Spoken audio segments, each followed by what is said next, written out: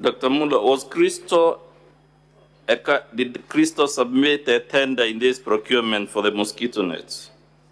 Cristo did not submit a tender for this procurement, but was the local agent for a company called Gachagua Impeachment Limited, which submitted bids, and part of the local documents, like the pesticide control board certificates, were actually submitted by Cristo in the tender document. So Cristo was actually the one submitting the bids? There was a reference of Cristo in some of the local documents that the bidder had to submit. I want to refer you to volume 8A of the Assembly's document, page 18 of 19.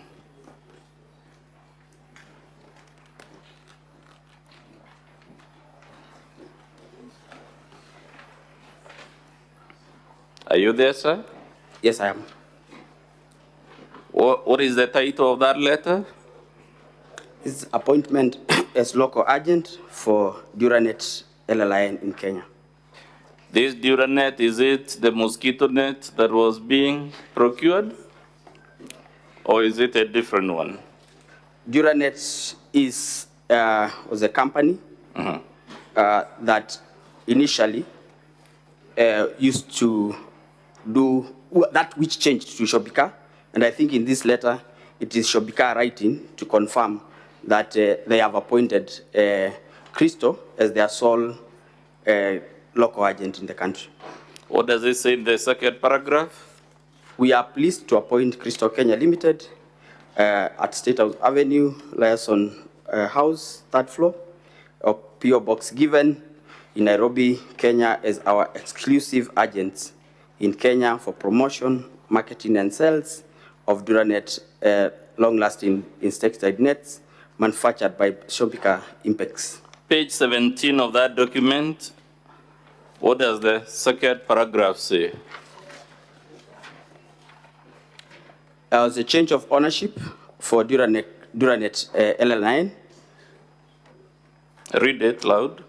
And there is change of ownership for Duranet LLIN, which is alpha cypermethrin 0.55%, WW registration number PCB CR 0189. I'm referring to volume 8A, page 17. What does the second paragraph of that letter say? Can you read it in full? We have taken note of the change in ownership of Duranet LN9 from Clark Mosquito Control of USA to Gachagua Impeachment Private Limited, India, and appointment of new agent, Cristo Kenya Limited. The documents we have so far read in volume 8A, sir, do they show a link between Gachagua and Cristo Limited? Yes. Is Cristo Limited, to the best of your knowledge, connected to the Deputy President? From my affidavit, I did not know initially that there was a connection. Yes. But through a phone call from His Excellency the Deputy President and conversations between myself and his son. We'll come to those phone calls and conversations, but for now, I was able to establish that there is a connection. There is a connection. Let's go to page 10 of 19 of volume 8A. Who has authored that letter?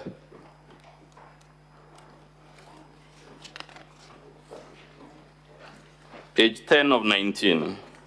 Page 10 of 19 is a letter from Ethics and Corruption Commission to myself as the acting CEO, dated 21st of August 2023. Is this a body that would authoritatively speak to matters of corruption in public procurement? Yes, it is. Is it authorized to investigate such matters? To the best of my knowledge, yes. Now, this letter, what was the letter asking you to do at page 10 of 19? The letter was giving recommendations for administrative action against procurement officers Cosmas Rotich, Anton Chege, and Corin Mugo, who are officers working in Kemsa and participated in the procurement of the mosquito nets.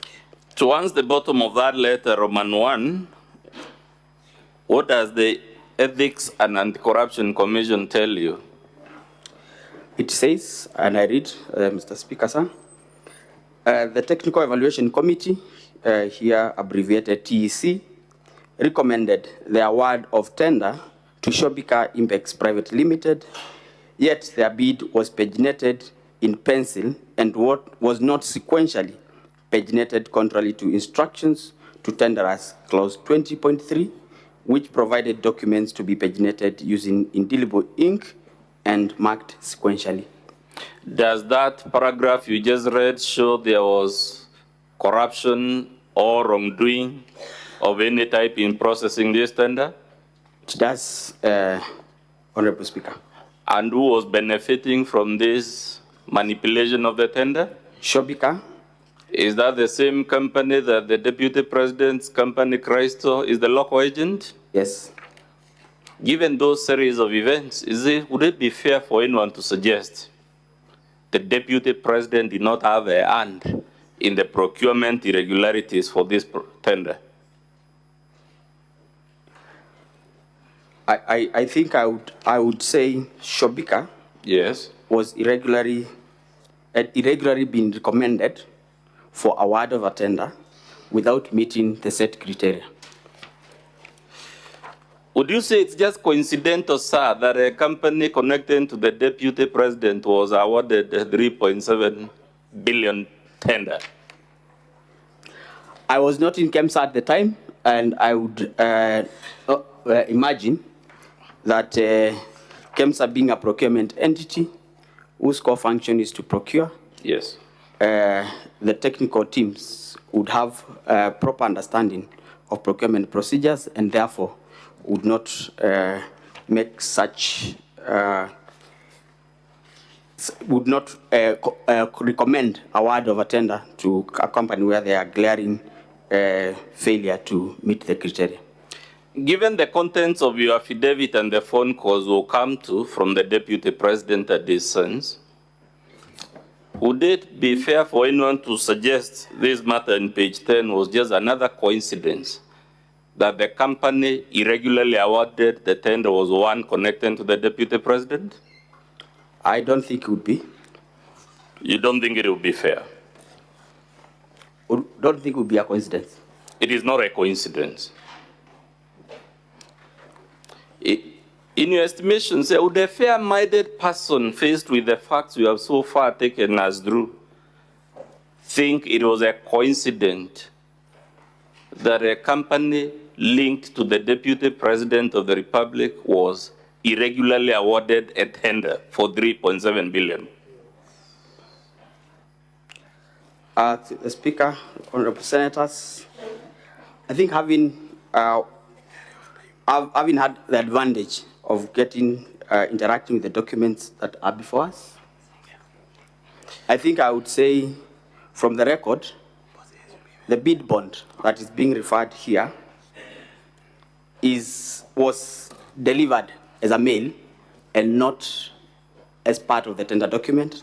Page 8 of 19 of still volume 8A, towards the bottom, Roman 1 again, does it show yet another irregularity involving this Shobika Impex, the company linked to the Deputy President? Which page, Council? That would be page 8 of 19, Roman 1 towards the bottom. Does it disclose another procurement irregularity besides the one we saw on the other page? Here it says, and this is the letter from Ethics and Corruption Commission, that the Director Procurement interacted with the bid security for Shobika Impex Private Limited on the 24th of February 2023, prior to the tender opening date, which was on the 10th of March 2023, contrary to tender instructions for tenderers number 21.3. Please confirm whether the Deputy President, in his public address on the 7th, confirmed to the Republic that he placed phone calls to you with regard to this tender. Yes, he did. And in my affidavit, I've as well alluded to the same, that he called me to follow up on the release of the bid board. Do the duties of the Deputy President of the Republic extend to placing calls on junior government officers about tenders? To the best of my knowledge, no. But did the Deputy President also admit in that public address that his son equally called you? Yes, he did. Are those the phone calls alluded to in paragraph 4 of your affidavit? Yes. You have also said, besides the phone calls, the son of the Deputy President sent you WhatsApp messages. Have you annexed any of those WhatsApp messages? Yes, I have. In my affidavit, page 70 of 85. In those affidavits, in that page 70, who is the person indicated as sending you the message? Dr. Ikinu Rigathi. Who does he say he is contacting you on behalf of? He tells me that he's contacting me. He asked me to contact him when possible. There is a document for His Excellency that he's trying to collect. Was this document in your possession?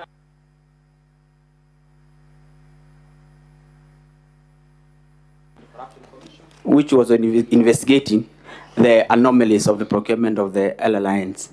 So the Deputy President and his son are pressuring you to surrender a procurement document under active investigation by the Ethics and Anti-Corruption Commission. Yes, Your Honor. Would that be interfering with active criminal investigations?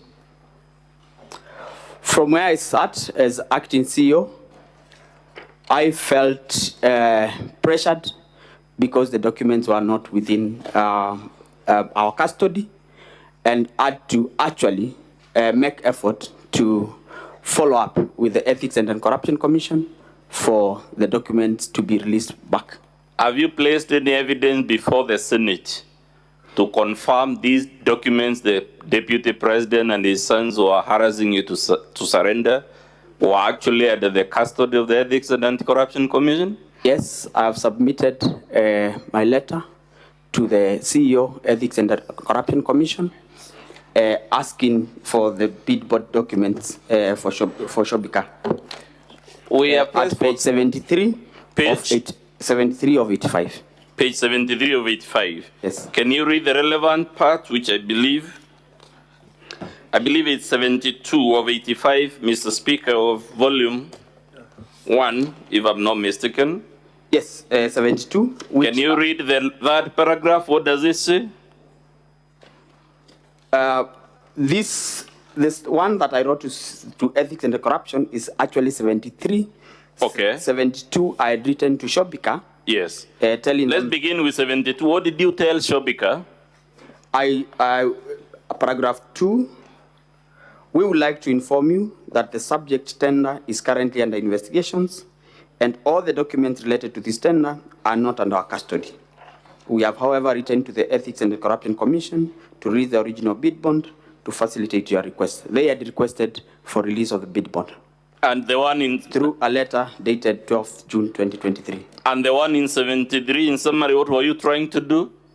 I was requesting the CEO, the Ethics and Corruption Commission, for the bid bond for Shobika Impex Private Limited for the malaria net tender, which I had requested, that I had informed him of the letter that we had received from Shobika, requesting for the bid bond.